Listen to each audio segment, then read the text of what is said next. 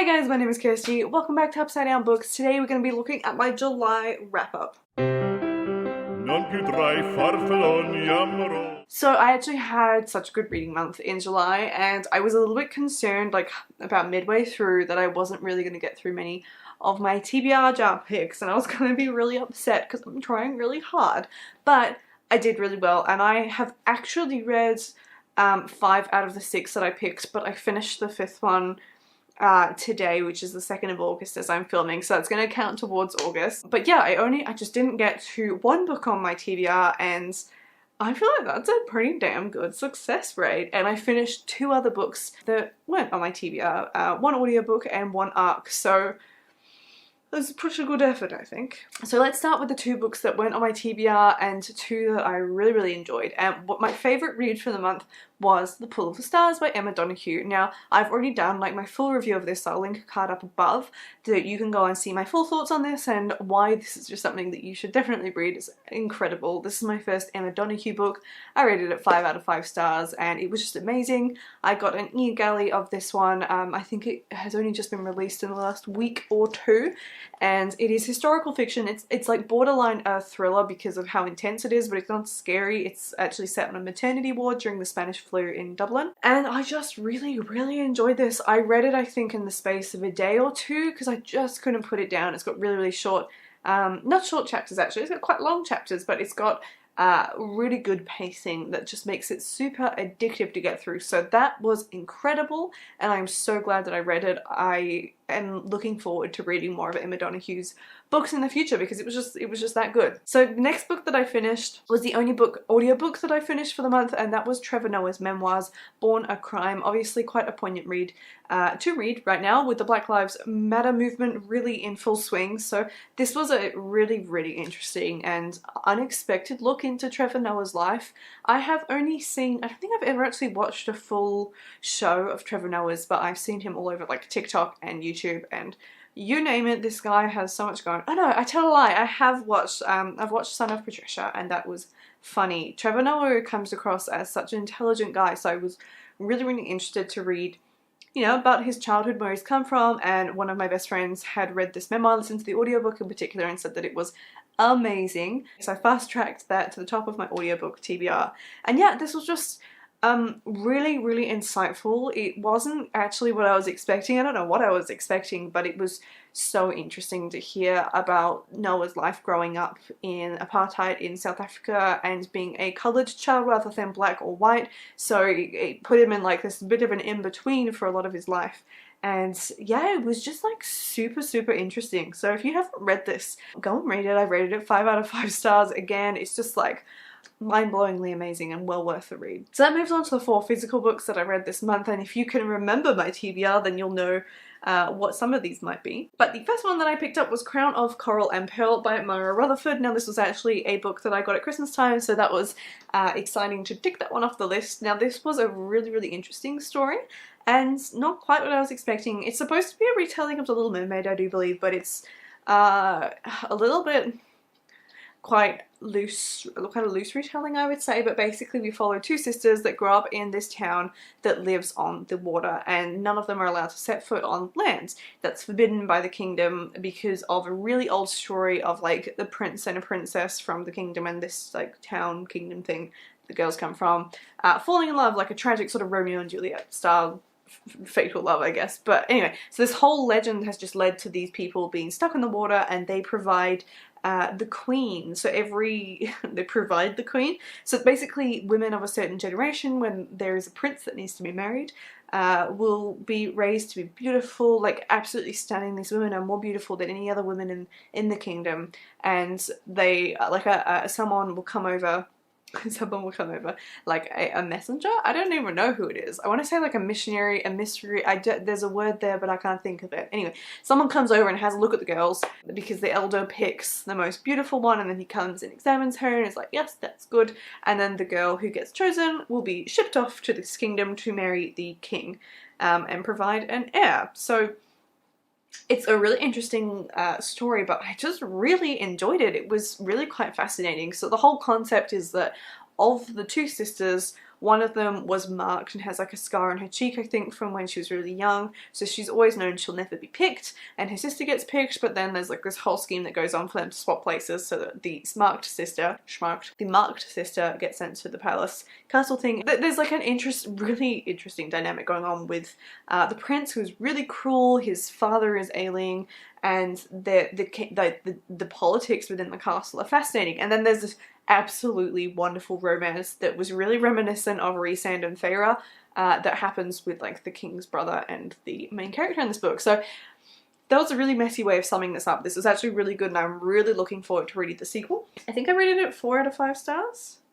Yes, I rated this 4 out of 5 stars. The next book I read, which was actually quite a surprise, was the arc that I picked for July, and that was The Clergyman's Wife by Molly Greeley. This is quite a short book, and I found myself taking my time with it, and this was when I was getting worried that I wasn't going to finish getting through many of my TBR picks, was because I was really reading this quite leisurely for such a small book, but I just got really caught up in being back in the world of Pride and Prejudice. And whilst I didn't enjoy reading Pride and Prejudice when I read it, but I love the movie, and it's sort of given me this love of it regardless. This is taking a look at Charlotte Collins's life, who is Elizabeth's good friend who gets married to Mr. Collins, the pastor.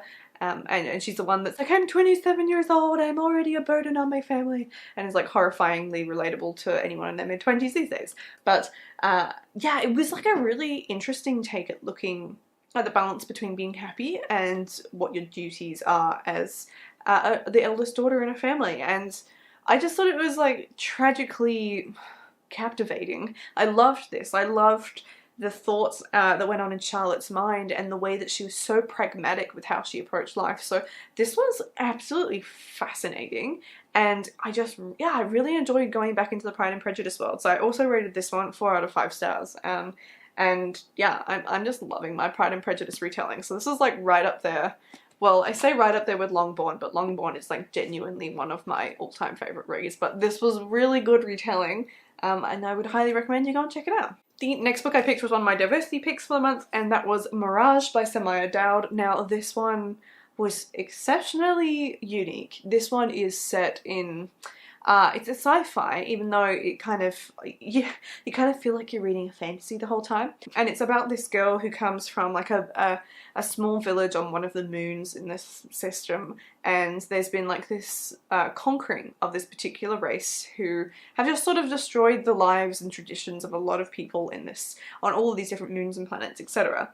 Now, she's kidnapped on like the night of her like becoming of age ceremony, and she is like the splitting image of the crown princess. So she has a few alterations like physically done to her face to make her like the spitting image, and her role is to be the crown princess's doppelganger, so that she goes to any events where the princess's life might be in danger. So it's one of those stories, and it's an interesting balance between looking at like the nearly friendship that could, like the friendship that is trying to form between the two girls, even though the crown princess is a really cruel and angry person, and a really enjoyable romance that I loved. And it's all set in the backdrop of this super diverse setting, and I just couldn't get over reading this, how beautiful and rich it was with the way that it was put together. It kind of came across as like an Arabian Nights setting, but in space, and it was just amazing. It was just like so full on, but made so much sense and was seamlessly done. And I just think that Samaya Dowd has done a really great world of building this world in ways that reflect her own life experience and everything that she can draw from her knowledge and put into the story. It was such a delight to read, and I can't wait to read the sequel. So this was also a 4 out of 5 star read for me. So that brings me to the last book that I got around to reading in July, and this was like a mad rush. I just read it in the last few days of July, and that was the 10th book in the Ranger's Apprentice series, The Emperor of Nihon-ja, and this was just so good. I'm trying to decide if this was like my favorite book of the Ranger's Apprentice series, or if it's just the most recent one. I always find these adventures so much fun, and the characters are just wonderful, and I really don't want it to end. So I've only got 2 more books left in this series, and this is quite a hefty one. This is about 500 pages, so it was a really solid effort of me to like get through it all. But in this one we have, I want to say a diverse setting, but I'd love to hear someone else's opinion.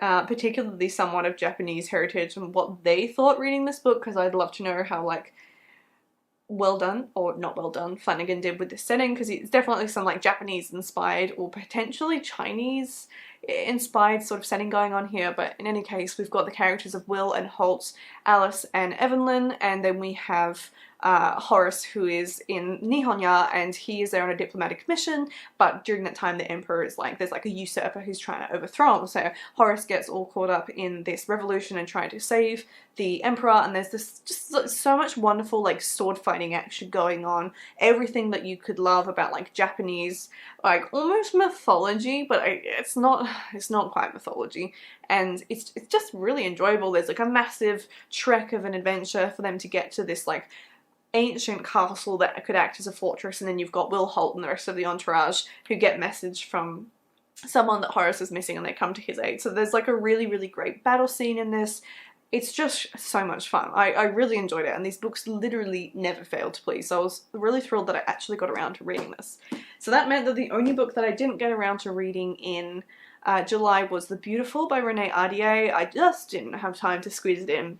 At this point, I'm trying to decide what I'm going to do with the books I don't get around to reading, because I can either put it back in my TBR jar and wait to pick it again, or I could put it aside and in December I could try and get through all the books like I don't get through in the year. But that sort of, it really would depend on how many books I don't get around to, because I'm concerned that could leave me with quite an ambitious like TBR for December. So I don't know, if you have any thoughts about what you think I should do with the books I don't get around to each month, I would really love to hear your thoughts, because I'm just, yeah, at a bit of a loss and not 100% sure what to do. But this leaves me in a pretty good place for my reading challenge. It left me at 33 out of my revised goal of 80 books for the year. I say at a good place, that's not...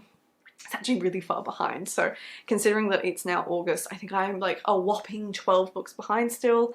I'm really reluctant to lower that goal, but I mean, like, I'm gonna have to at some point. But if I keep having really good reading, because I've just been like powering through books and enjoying having some downtime to actually read, then I might give it like another month, and I think at the end of August I might revise and lower it down to 60, which I think is something I will definitely hit. And it'll just, yeah, I don't know, I'm really like upset that I haven't read more, and I'm anxious to get more reading done, not because of the numbers, but because there are so many good books I want to get around to reading. So I'm pleased with that, and because of this whole new TBR system I've got going, I am ticking off books from all the right categories. I'm reading arcs, I'm reading presents, I'm reading sequels, I'm getting backlists done. I'm just loving how this is going, and I'm really, really looking forward to doing my TBR for August.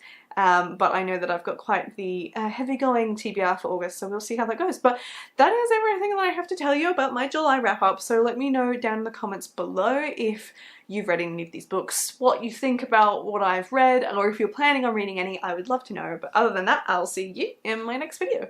Goodbye.